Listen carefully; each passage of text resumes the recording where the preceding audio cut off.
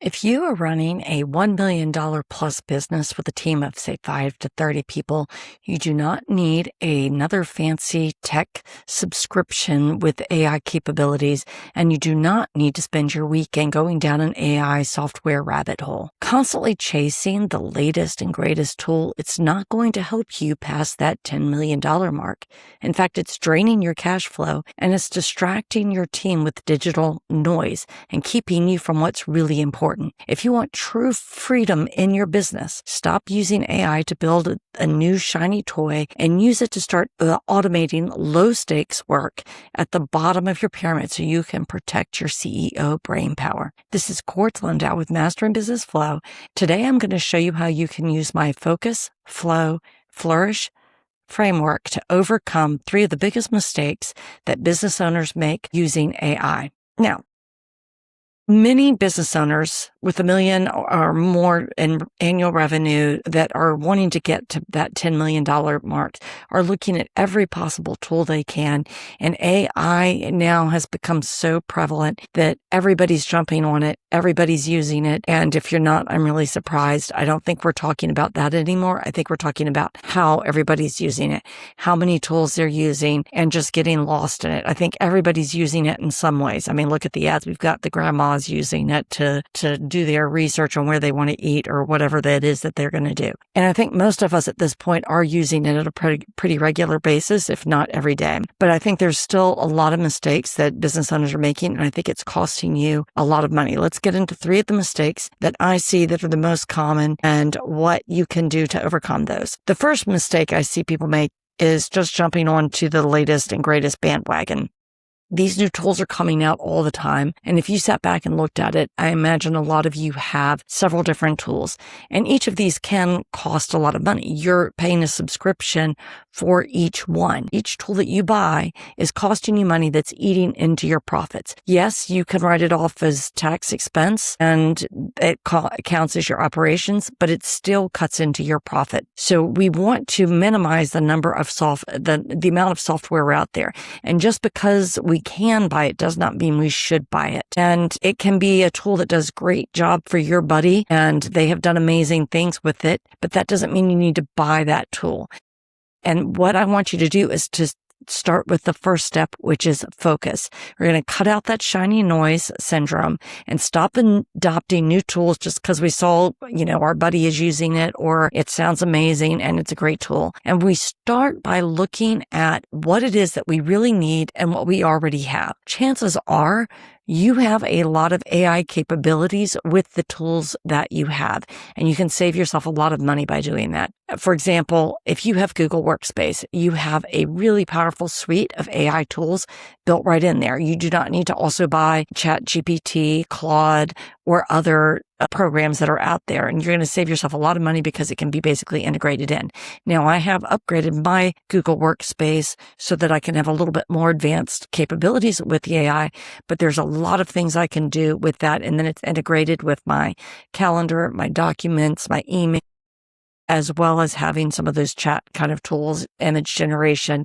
And I don't feel the need for buying another tech tool. And I am using AI for a large part of every day. So just because that tool is out there does not need to mean you need to buy it. So how do you focus on what you really need? First of all, think about what you already have. Think about what it is that you need to get done. How would this tool help you? Think about the tasks and jobs that you want to have done and how it could help you. And right there, you could actually use AI to help you type in what you have and what you need to get done and ask it for ideas. That's what we're going to get to at the end. But first, I just want you to focus on what you have and what you need to get done. You don't need to just keep buying AI tools just because they're out there. It is taking a lot of your time and money that you do not need to spend. The second mistake I see is spending too much time in AI. Now, I have been guilty of this as well. Actually, I've been guilty of all of these, which is why I can talk about them. But because we can do so much with it, it is tempting to want to kind of expand our capabilities. And I mean, there is this great potential. We can expand our capabilities. Now I don't feel the need to hire people as much. I mean, I see AI as an assistant or two in my business, and that is a great use for that tool. But the idea is that because we can do more, again, we want to focus and not just think about doing more, because we want to be doing the right things for our business. And this is where we look at the concept of flow. How are we easing those friction points in our business with AI? Not just by simply adding more work to our workload because we can do more with AI. So take a look at this goal hierarchy pyramid by Angela Duckworth. So if you imagine a pyramid, at the very top level is your goal or vision. This is your kind of long-term fixed goals of where you want to go with life, with your business, very long-ranged, hard set. This is not flexible. This is not something you really want to use AI for. This is high level strategic. It's cut to who you are as a person. The next level is that middle level strategy and milestones. It's how you're going to get to that goal or vision that you have for yourself and for your business. These are adaptable and can change a little bit, but they're relatively fixed. But maybe, you try it for a quarter, a year or two, and then then at the very bottom are these kind of daily menial tasks and to-dos that happen every day. These are always going to be adaptable and changeable. And this is really where we want to focus our AI usage, is down here on the bottom, because that's lifting a load. And the more of these we can offload onto AI, that means we have more energy for these higher level. And as a CEO, we need to be spending more of our time on the strategy, milestones, and goal and vision. That is our key responsibility and job as a CEO, is to have that vision setting and setting that strategy to get there. The hows and the to-dos, that is flexible. The other thing that happens is as we spend more of our brain power on this lower part of the pyramid with these task and menial items, it's actually sucking away that brain power, and we don't have the energy to even think about it. So this is a great use for these menial tasks using AI. You could do automations. So when you're setting up the things that you want AI to do, think about what kind of task am I asking it to do? Am I asking it to do a top level view for me? Am I asking it a mid-level view, or am I asking it for the bottom of that pyramid? And use the AI to help support you in reaching that long-range goal. That's how you're going to reduce the friction points, because it's enhancing your abilities to reach your overall goals. Certain ways you can do that is, I used to spend hours redrafting blog post and just editing and going back and back over. And, part of that was a nice mental thinking exercise for me, which I do still recommend in some point. But now what I can do is I talk into the microphone. I have the basic idea of what I want to talk about. Then I can take this transcript. I can dump it into a gem that I've made that shows the format of how I want this to go into my show notes, into my blog. And it's got the format. It's using a certain percentage of my word, but it's cleaning it up. It's formatting for easy to read, because if you were just to read everything I wrote, it would be kind of gibberish. But I'm getting my thoughts out in the podcast. It's using those thoughts and it's putting them in, within less than a minute, I've got a polished podcast as well as blog, as well as my show notes. So this is a good example of doing this menial task. It's just saving me that extra work. I also have features in Google Workspace that's called, what is it called? Google Workspace Flow. There are little automations that you can set up that work with your calendar, your email, and you can set them up to go through your email and find, so maybe there's certain people you've tagged that you want to make sure you see, or it can summarize the main points from all your emails of the day, or you can find, are there any emails of something you need to respond to? And this is a great use, so you're not spending that time always going through your email. Hopefully you're also setting filters to clean out. That's in a whole nother episode that I talk about. But these are examples of ways that you can use AI to create more flow in your business. It's getting rid of these kind of friction points that are slowing down your thinking and taking you away from that high level thinking that you need as a CEO and owner of your business. The third mistake I see is that people use it as a substitute for for thinking. They're trying to use it for that top level on the goal hierarchy, for their vision setting. This is something that has to be deeply aligned with you, and we want to still engage that thinking. And this is one of the things I personally worry about a lot, because now it's possible I could have AI completely draft this podcast, that I just read everything. I could have it mimic my voice. I could have it mimic my face, and I could just publish that. I could have it write and do my entire website. Obviously, that's going to save me some friction points, right? It is going to save all that effort for me. I'm not going to have to do it, and I can work on something else. So there is a benefit to that. But on the other hand, by me spending the time to think about what I want to say on the podcast, that's a way of me formulating my thoughts, of me putting my views into it. And it's helping me to think about what I want to accomplish, and helps me feel more fulfilled as an individual that I am producing something. It feels good to make something on your own and to wrestle with it in your mind.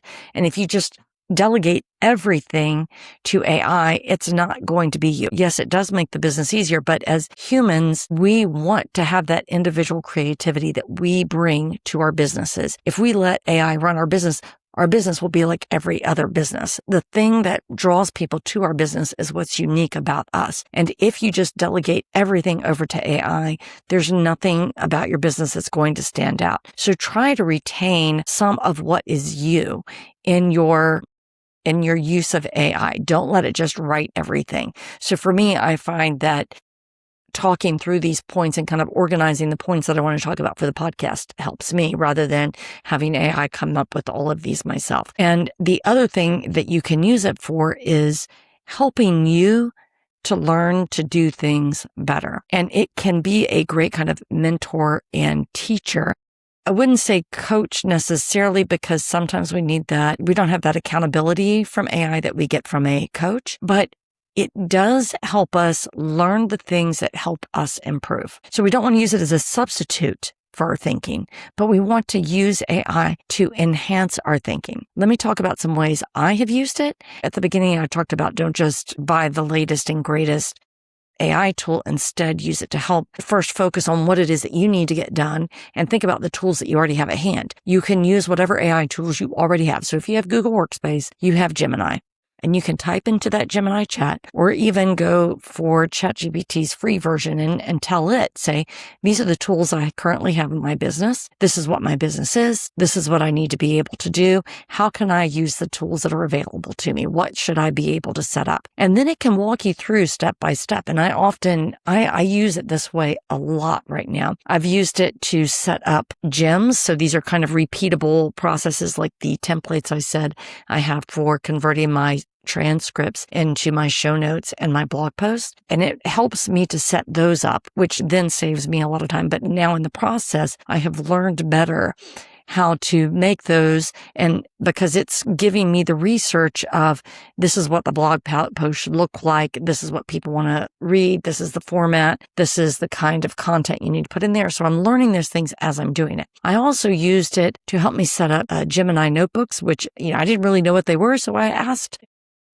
Gemini, I said, what is this? How can I use it? And now I use that as a storehouse, and it's a great resource for asking questions of how to proceed on, I can ask it kind of more strategic questions because it has all my data. I can ask it for next steps.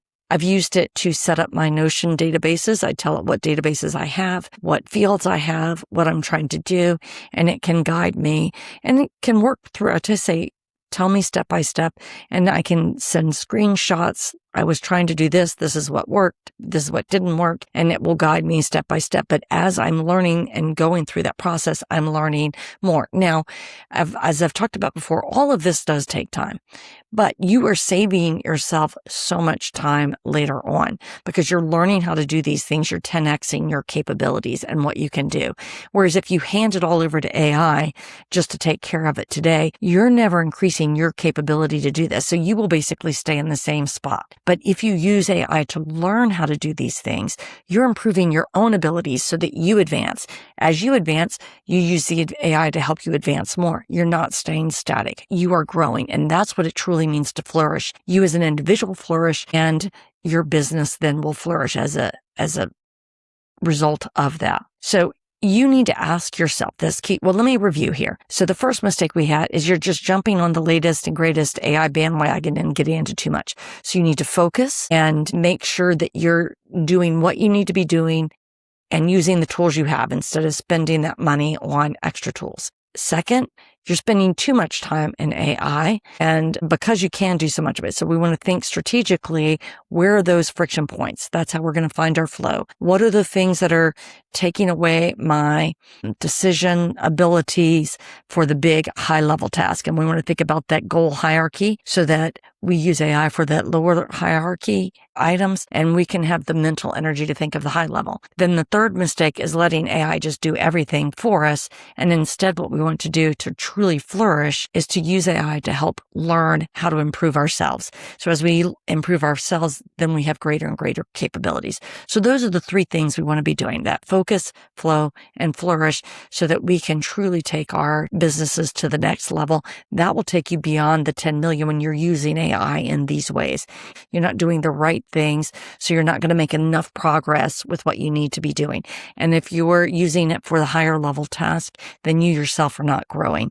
And so your business will stay stuck where you are. You're not going to make it past that $10 million mark. So if your core question is here, is AI helping your company to run cleanly without you? Is it getting those processes in step to advance your program or company so that it can run automatically and smoothly without those friction points? Or are you the bottleneck keeping your business stuck because you're spending so much time in that AI? Take the 2-week vacation test at masteringbusinessflow.com, and then you can find out exactly the areas that you need to focus on. And then you can use AI for those areas where you have the bottlenecks to find out what are your next steps. Thank you so much for listening, and may you find your flow.